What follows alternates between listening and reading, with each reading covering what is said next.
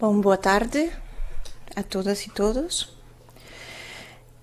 Desejo expressar os meus mais sinceros cumprimentos à Academia de Marinha de Portugal, a seu presidente, Almirante Francisco Vidal Abreu, ao professor Dr. Víctor Rodrigues, vice-presidente da classe da História Marítima, ao secretário-geral, capitão Antônio Rocha de Freitas, e a todos os amigos da Academia que deram a sua confiança para que eu pudesse estar aqui hoje e compartilhar com vocês uma de minhas linhas de pesquisa. Pesquisa que, como não poderia ser de outra forma, foi uma paixão compartilhada com meu querido maestro, professor, amigo, colega e meu companheiro de vida.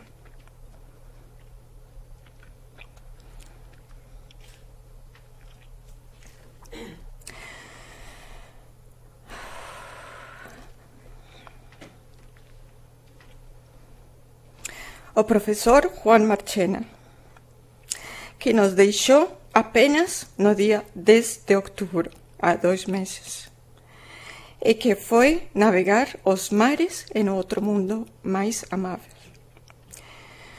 Com certeza, ele ficaria muito orgulhoso de me ver aqui, nesta instituição que tanto respeitava, admirava e amava. E nesta sua cidade, porque não havia cidade que ele amasse mais do que Lisboa. Esta será a minha humilde homenagem personal a ele. E com sua permissão, e com todo o respeito pela língua portuguesa, tentarei ler esta comunicação em português.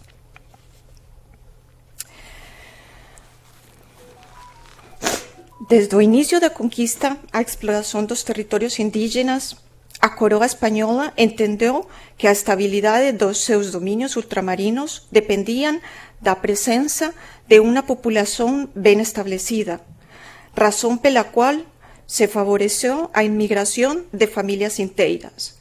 No entanto, este não foi o caso de Portugal. A primeira expedição do primeiro avançado do Rio da Prata, Pedro de Mendoza, em 1536, trouxe apenas cerca de 20 mulheres e nem todas eram casadas, mas vieram como criadas. Para além das viagens do florentino Gonçalo Coelho em 1501 e 1503, e logo do piloto maior em Sevilla, Américo Vespucio, de Díaz de Solís e Vicente Yáñez Pinzón em 1508, algunos ao serviço do rei de Portugal ou do rei de Castela, ou das viagens de alguns portugueses muito para o sul, como João de Lisboa, Esteban Froes, em 1514, o piloto português Juan Díaz de Solís foi o primeiro a receber o encargo oficial da corte de Castela para comandar uma navegação dirigida à área em 1516. Foi a primeira expedição da qual há evidências de que navegou com navios europeus no majestoso estuário do Prat. Um mar de limo que descia de montanhas muito distantes, onde ouviu dizer a prata e o ouro refugiam ao sol. Mas os charrúas, querandíes e pampas fizeram-no desistir de tentar avançar com uma nuvem de flechas, como experimentou no seu próprio corpo Díaz de Solís, que encontrou a morte graças à eficácia das armas indígenas. Pouco tempo depois, Fernando de Magallanes e García Jofré de Loaiza também surcaram estas águas em 1519 e 1525. Mas procurando apenas a passagem e continuando mais para o sul, o seu objetivo principal. Além disso, a lenda do que aconteceu com Solís não encorajou a penetração em profundidade no Rio Grande. Outras capitulações feitas, como o imperador Carlos V, em 1526, do veneciano Sebastián Gaboto e do Diego García de Moguer, um dos sobreviventes da armada de Juan Díaz de Solís e da empreitada de Magallanes Elcano, um sobrevivente nato, portanto, permitiran o envío de novas expediciones financiadas por comerciantes e homes de negocios, que zarparan do Porto da Coruña convertido oficialmente en porto único castellano para as especierías, e que deberían ter como destino as Molucas. Esa era a meta, o objetivo principal. Mas ao chegar ao continente americano, o encontro de Gaboto con sobrevivientes da expedición de Solís, que continuaran varados na costa brasileira após un rosario de naufragios, e ao ouvir as súas historias sobre as montañas de prata, a Laguna del Sol ou o Rei Branco da Cordillera, que encontrarían internándose para o oeste, servían para encher as súas cabezas de lendas e multiplicar a cobiza dos recién llegados.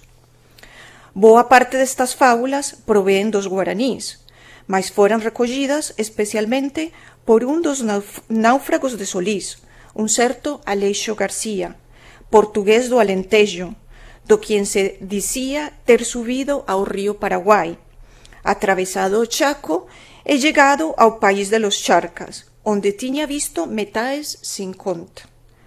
Depois desas historias, as islas das especierías terían que esperar. Gaboto anotouse o primeiro a verificar a fábula. Siguiendo o curso do grande río, os navíos entraran no continente, subían o Paraná e na foz con Carcarañá. Gaboto fundou o Forte de Saint Espíritus. Cuando García de Moguer llegó ao Río da Prata, tamén ficou deslumbrado con a noticia do Imperio do Sol. E as dúas expediciones decidiran unirse e continuar a subir os ríos para o oeste. Alcanzaran o Paraná e o Paraguai, mas apenas camalotes apareceran fluctuando nas súas aguas. Eles chegaron al río Pilcomayo, mas non encontraron ningún vestigio das montañas deselladas. Alén diso, o Forte de Santo Espíritus era diariamente atacado con grande suceso pelos nativos, honrando así a súa fama, até que foi saqueado e destruído e sus defensores mortos e mutilados. Os sobrevivientes das dúas expediciones non tuvieran outra escolla sino regresar a Sevilla en 1529, cargando nos surroes apenas unha lenda, cada vez máis alargada, que abarcaba desde a famosa Montaña de Prata al El Dorado ou al país del Paititi, alertando sempre para a ferocidade caníbal e a bravura intrépida desos povos indígenas. A novidade riopratense incluíase no camino para a enevoada Serra da Prata, a cidade dos Césares, que Francisco César, un ousado capitán que foi alén das Pampas, afirmaba ter vislumbrado toda ela de prata. Paredes e casas, até mesmo as roupas de seus habitantes mágicos, todo era feito de metal argento. Acompañaban como pilotos o incansável Diego García de Moguer, que morreu varios años depois numa expedición ao Índico ao servicio do rei de Portugal, e Esteban Gómez, portugués e veterano da expedición de Magallanes. A descoberta do Imperio Inca foi, por tanto, unha confirmación de que as cidades de prata ou oro eran reais e alimentou moito máis, se fose posible, a ambición de chegar a esas terras lendarias. O próximo a tentar a sorte sería Pedro de Mendoza, de Granada, que en 1535, investido como título de adelantado e capitán geral do Río da Prata, salió de Sanlúcar de Barrameda en dirección ao sul con cerca de 1.500 persoas, con provisores para un año, armas para enfrentar os indígenas de fama mitológica e 13 navíos. Mendoza fez a primeira fundación de Buenos Aires en 1536 e a expedición levantou outros poboados nas margens dos ríos Paraná e Paraguai, todos albos dos aguerridos indígenas da región, tumbúes, paraguaies, pampas, querandíes, entre outros, como preso da vida da gran parte da expedición. A fundación da cidade de Asunción por Domingo Martínez de Irala e Juan de Salazar sería a máis duradoura. Aquí comeza e termina a historia que vengo a compartilhar con vocês. 10 años después, en 1546, llegaron a Península noticias sobre a peculiar cotidiano paraguayo. Martínez de Irala tornárase patriarca, quasi un cacique indígena mestizado, e instalar en Asunción un pequeño patio guaranítico de aspecto primitivo, idílico para aquellos brancos vagabundos, una aposentaduría de oro. Consideróos ben merecidos, decían após 10 años de viajes por ríos, pampas y chacos. Conocido como país de Maomé, porque todo parecía un gran harem, onde as pocas españolas das varias compañías conquistadoras eran na súa mayoría casadas. Por outro lado, as solteiras e criolas cansábanse moito cedo, embora os mestizos ne sempre fosen considerados pelos españois cando era tempo de se uniren en sagrado matrimonio. Mas, ao fin e ao cabo, eran moito frecuente varios destes juntáranse con mulleres indígenas, inclusive en régimen de poligamia, deixando un rastro de mestizaje que enchía as casas de crianzas de todas as cores. Daí resultando o aumento vertiginoso de la populación de Asunción. Segundo declarações do padre Francisco González de Paniagua, os conquistadores vivían como as indias, e, no contentes con uma só mulher, tinham filhos con 6 ou 7 nativas ao mesmo tempo. Outros relatorios enviados ao rei pelos oficiales Alonso de Angulo e Jerónimo Ochoa de Ixaguirre expresaban que había moita falta de vergoña e pouco medo entre os expedicionarios en tomar abusivamente tantas mulleres indígenas. Alarmados con as noticias recibidas do Paraguai, as altas autoridades políticas e eclesiásticas propuseran tomar algunas medidas a ese respecto, e a pesar de los fracasos anteriores, o Río da Prata continuou sendo un destino atraente para muitos aventureiros expedicionarios, embora até ese momento non fixeran justicia su nome. Os metais eran ilusivos. Así, en 1549, o Consello de as Indias asinou unha capitulación que concedió a Juan de Sanabria o título de terceiro adelantado do Río da Prata. O título de adelantado era unha dignidade que se recibía directamente do rei para realizar unha tarefa difícil. O adelantado facía un acordo directamente con o monarca e acima del solo tiña o vicerrei.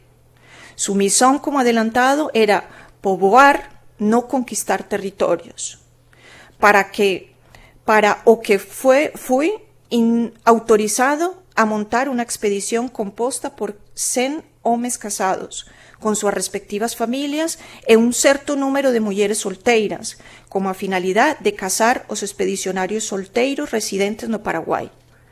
Ao final, a expedición debería levar 100 familias en 6 navíos, 250 solteiros, homes e mulleres, e outros 150 solteiros, além de fundar 2 poboados, un na fronteira con os portugueses e o outro na entrada do Río da Prata.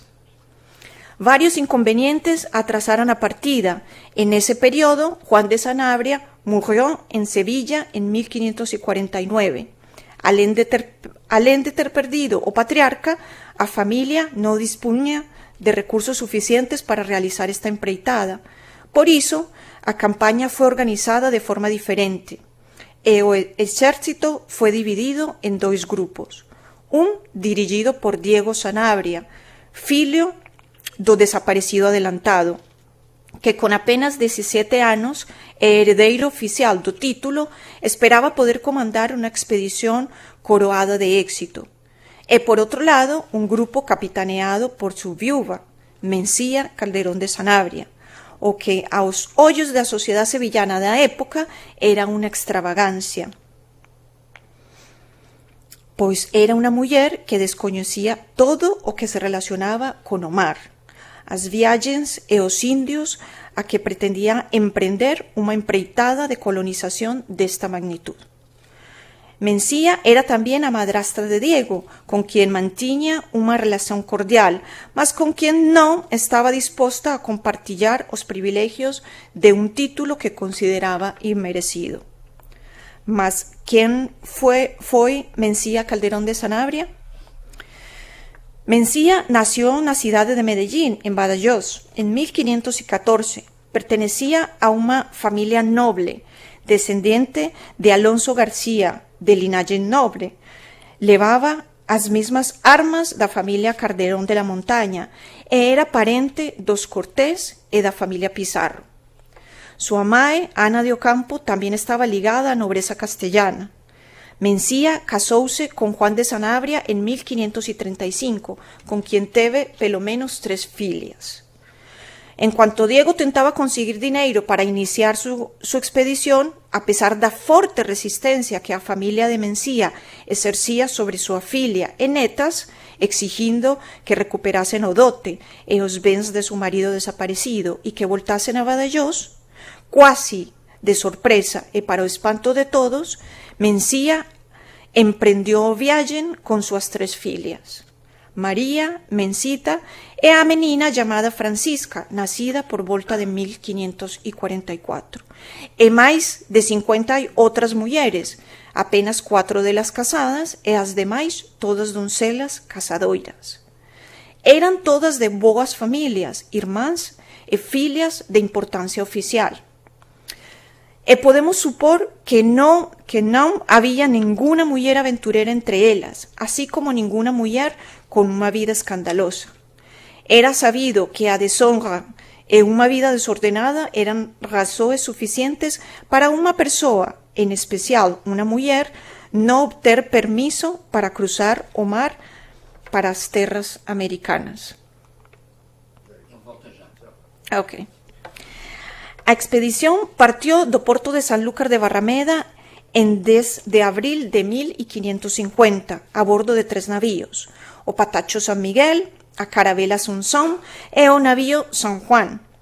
Mencía acreditaba que a campaña sería un suceso si a confiase a marineiros experientes e fue nomeado Juan de Salazar como capitán mor. Salazar, acima referido, fora uno dos fundadores da cidade de Asunción e tinha sido recentemente restaurado no su cargo de gobernador pelo Consello das Indias, regresando agora ao Paraguai. Desta compañía tamén facían parte os capitanes Hernando de Trejo, Hernando de Salazar, Juan de Obando, Francisco de Becerra e o sevillano Cristóbal de Saavedra. Con doña Mencía tamén viajaba o alemán Hans Staden, que ya tiña estado no Brasil há años atrás, en busca de honra, gloria e dineiro, junto con unha expedición portuguesa e, durante aquela experiencia, ele coñeceu de primeira mão o modo de vida dos Tupinambá. Staden deixounos unha crónica de viaxe, da cual falaremos máis adiante, desta expedición que acabou por se tornar unha grande aventura. E como diría o profesor Marchena, si se quisiese encontrar o mellor roteiro de un filme para levar ao ecrán, a historia desa expedición colmataría todas as expectativas. Apenas para fornecer algunas informações sobre a expedición de Diego Sanabria, antes de continuar con doña Nosa Mencía e súas mulleres, la expedición de Diego consiguió sair de Sevilla varios meses depois da primeira, mas nunca llegou ao Paraguai. Os ventos o levaran para outro destino.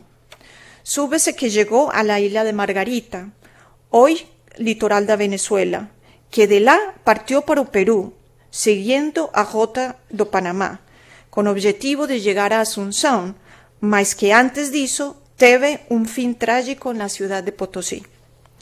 A expedición de Dona Mencía llegó á isla de La Palma, nas Canarias, sen incidentes, embora teña habido unha primeira tentativa de motín a bordo pouco antes de se alcanzar as islas, a cual fue rápidamente abatida por el experiente Hernando de Salazar, partindo sin contratiempos de La Palma en 15 de junio de 1550 en busca de corrientes favorables.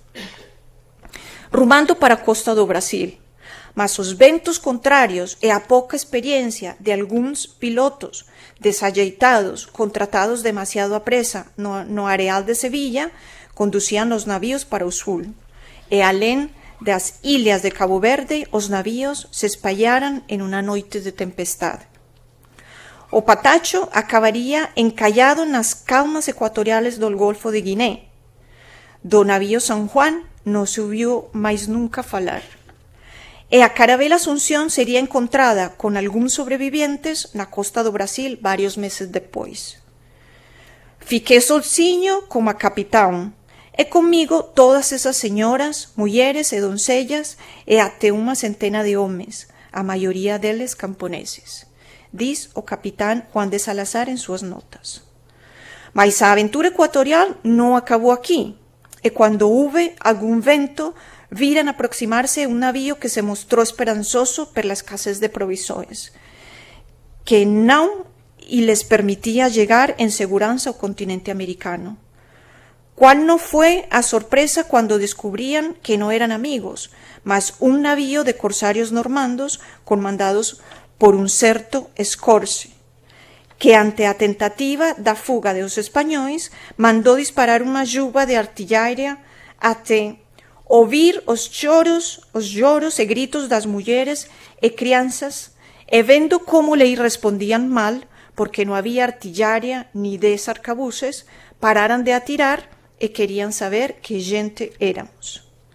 Este acontecimiento está ben documentado tanto pelo relatorio que doña Mencía mandou escribir como pelo diario de bordo do capitán Juan de Salazar e o seu libro de méritos, que indican que as doncelas non sufreran daños na súa integridade moral, preservándose así su honra diante de sus futuros maridos.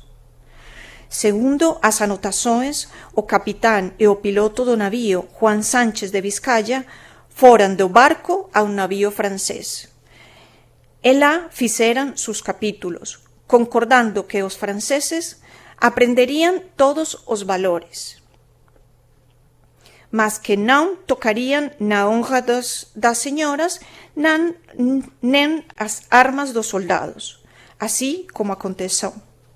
Os corsarios abordaran o Patacho, que foi saqueado diante do ollar atónico das mulleres, que abafaban os soluços, e do ollar apavorado dos homes. Eles mal consiguieron conservar o que tracían vestido, a honra e su navío. Segundo unha carta de Juan de Salazar, datada do 25 de junio de 1550, no porto de San Vicente, o capitán lembrou como, unha vez libertos dos corsarios franceses, navegaran por moitos días abaixo da liña do Ecuador, sen o piloto saber onde estaban, porque non tiñan as terras de São Tomé pintadas na súa carta marítima. E acrescenta Salazar, como xente perdida e desesperada. Como un milagre, o Patacho San Miguel encontrouse a unha frente da illa de Agnobón, a cerca de 30 leguas de São Tomé, onde pasaran 50 días, e depois de se abasteceren de comida e agua, de faceren as necesarias reparações no barco e de discutiren se terían que voltar para España, a expedición, por insistencia de doña Mencía Calderón, decidida a cumplir a misión que había sido confiada a su marido, dirigióse ao río da Prata. Embora as corrientes, como é normal naquella latitude, os tivesen enviado en dirección á costa do Brasil, para perto da illa de Santa Catarina, hoy Florianópolis. En Santa Catarina encontraran a carabela que se separaba da nao capitana ao largo da costa da Guiné, comandada por Cristóbal de Saavedra, filho de Hernán Darias de Saavedra, correio xefe de Sevilla. Da referida carta de Salazar sabemos que das 150 persoas que saíran do porto de Sanlúcar, 120 chegarían a Santa Catarina, 80 homes e 40 mulleres. Na viagem marítima perecerían 10 mulheres e vários outros homens, entre os quais alguns oficiais. Nem médico, nem cirurgião, nem barbeiro, nem remédios, nem os tiramos da Espanha. Cada dia seremos menos, anota Salazar. E Hans Staden lembra en su libro, publicado en alemán en 1557, que fue traducido para el español como La verdadera historia y descripción de un país de salvajes desnudos, historia verdadera y descripción de un país de salvajes nus que sofrían muita fome. Teníamos que comer lagartos, gatos y cualquier animal que conseguísemos. Dos dois navíos que estaban na ilha de Santa Catarina, uno afundou na costa da ilha e o outro entrando pela barra do río en Biaçá. Sen desespero, doña Mencía Calderón non se intimidou e organizou os sobrevivientes en 3 grupos. O capitán Cristóbal de Saavedra, con 5 soldados e un considerável número de indígenas, tuvieran que ir ao Paraguai para anunciar su llegada. Este grupo debe ter llegado a Asunción no final do año 1551. Mencía supós que su enteado, Diego de Sanabria, ya tería asumido o cargo de gobernador e que enviaría un navío en su socorro. Mas a expedición no só descubrió que Diego de Sanabria no había llegado a su destino, como también no habían noticias de su expedición. O ainda gobernador Domingo de Irala se recusó a enviar ayuda con la disculpa de falta de navíos para llegar a Santa Catarina. Esta expedición fue seguida por otra, compuesta por un grupo de 30 soldados, sobre el comando de Hernando de Salazar, que percorrió los ríos de Itabucú, Ubay y Paraná, y llegó a Asunción na víspera de Santiago, en 1552.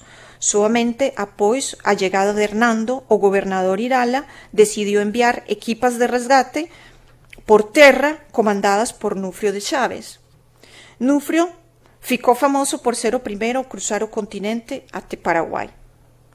Mas en ambas ocasiones, esas operações de resgate llegaran sin encontrar os membros da expedición das mulheres Sanabria.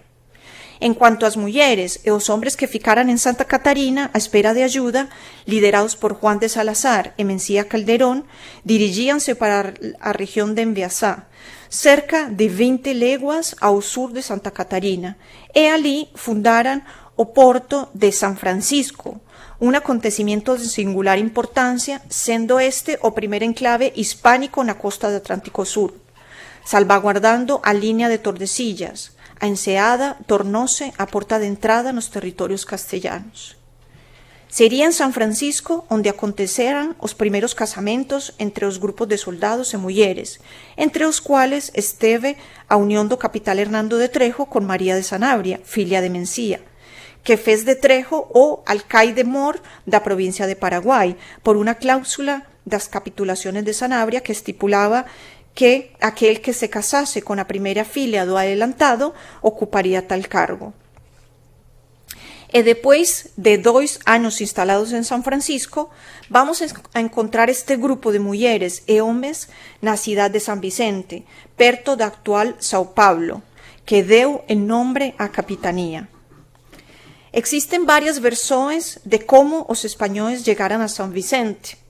Por un lado, una versión defende que, dado o risco que significaba ter una fundación castellana tan perto de San Vicente, o gobernador Geraldo Brasil tería enviado una carabela con alimentos, también levando a orden de despoboar o referido porto.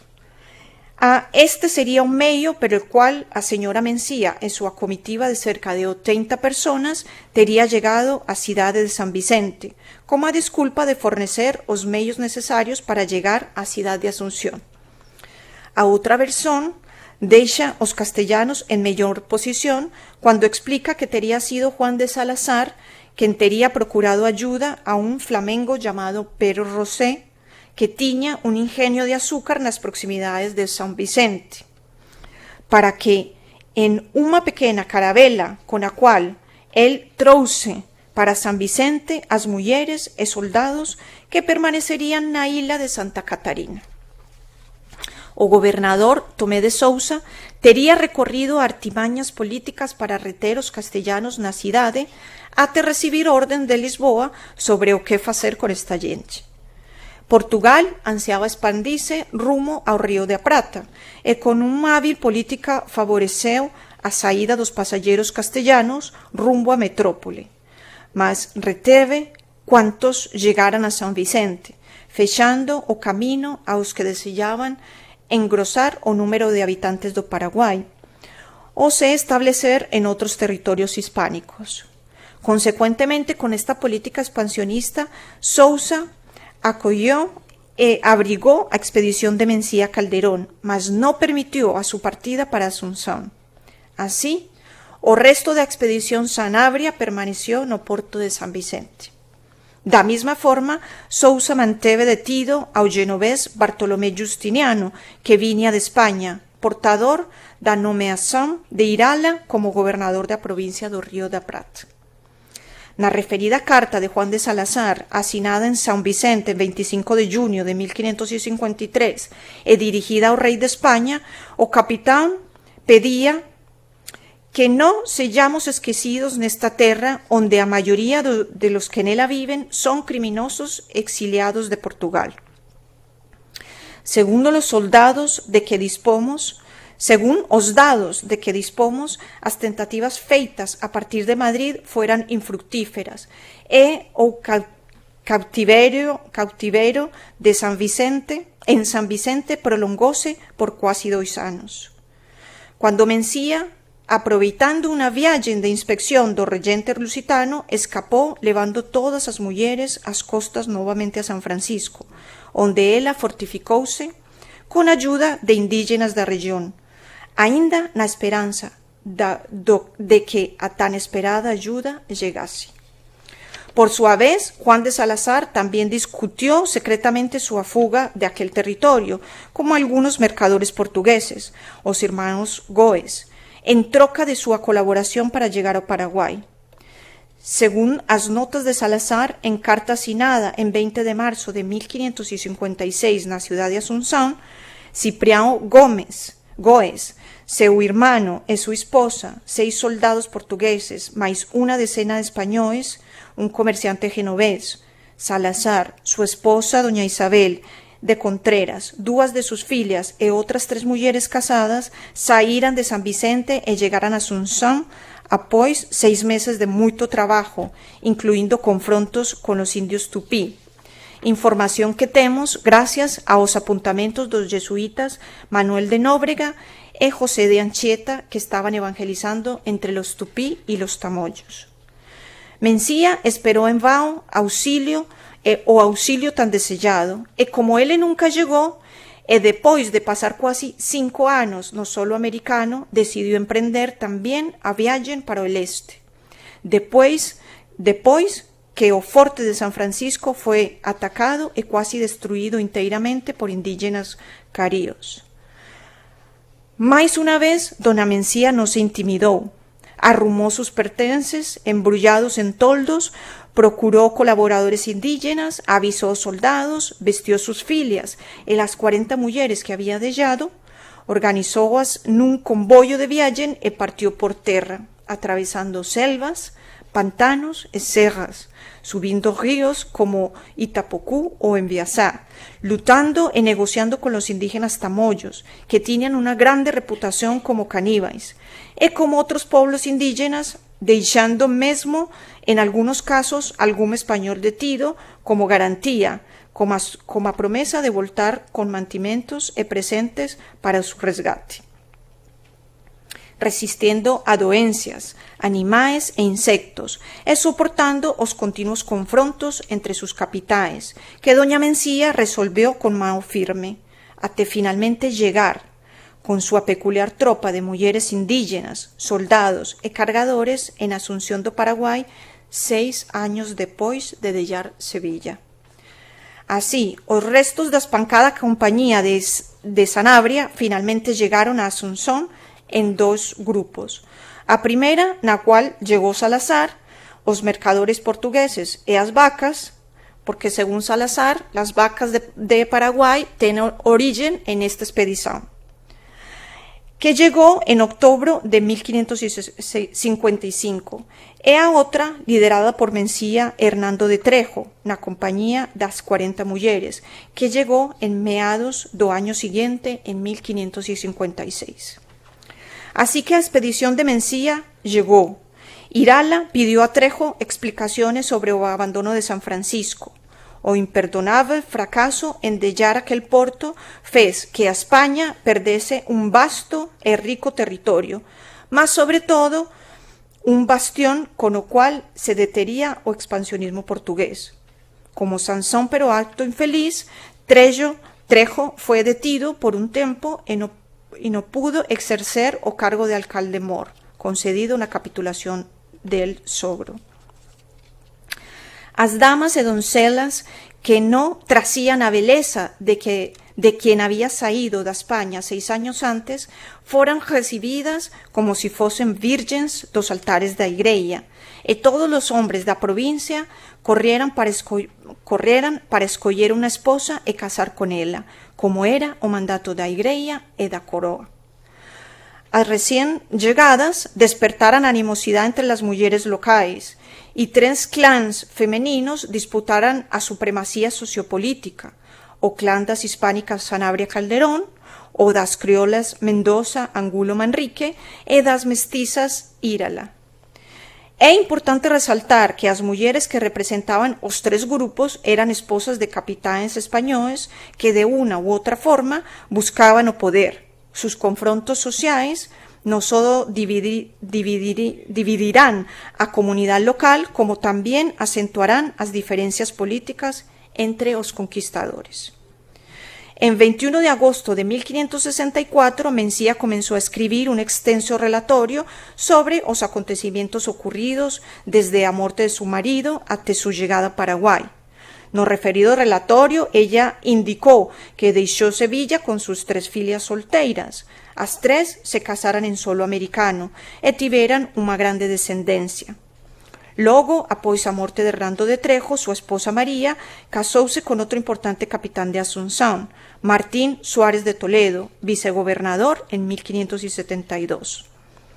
Mencita Sanabria, a segunda filia de Mencía, casada con el capitán Cristóbal de Saavedra, participó junto con su esposo na travesía levada a cabo até o Perú, e máis tarde se estableció en Santa Cruz da Serra.